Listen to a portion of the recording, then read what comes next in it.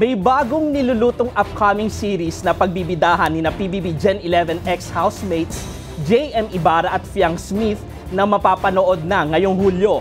At Francine Diaz, nagbigay ng birthday greeting sa kanyang ka-love team na si Seth Fedelin. Halina't makibalitang A to Z Showbiz kay Lane Garcia. Handa ka na bang multuhin sa kilig? For the excited na ang mga fanay ni na PBB Gen 11 ex-housemate JM Ibarra at PBB Gen 11 big winner Fiang Smith para sa kanilang upcoming digital series na Ghosting ngayong buwan ng Hulyo. Siguradong buhay na buhay ang kilig this 2025 dahil trailer pa lang talaga namang nakakahook na.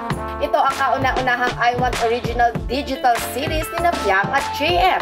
Tampok ang pamatay na kwento ng taon na may halong kilig, hugot at hiwaga. Iikot ang kwento sa isang dalagang estudyante na nagdesisyong manirahan sa probinsya kasama ang kanyang lola matapos mag-ghost o iwan ng hindi inaasahan ng kanyang first love.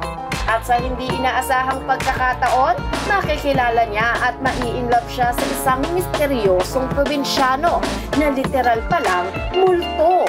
Makahanap pa kaya ng happy ending ang mga puso nilang iniwan sa hangin? Mapapanood ang Ghosting sa I Want streaming platform sa July 19. Samantala, nagbahagi ng birthday greeting si Francine Diaz para sa kanyang on-screen partner na si Seth Fedelin. Sa Instagram, inihayag ni Francine ang ilang photo snaps nila ni Seth na may kalakip na sweet and heartfelt birthday greeting na I'm blessed to have you, my best friend.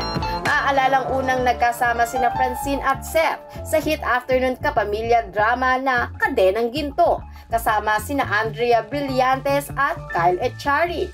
At muling nagtambalang dalawa sa thriller series na Dirty Linen at pelikulang My Future You sa MMFF noong isang taon.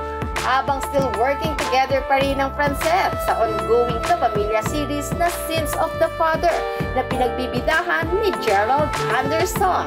Kaya naman, happy birthday Seth Fedelin! Para sa balitang A to Z Showbiz, Lane Garcia.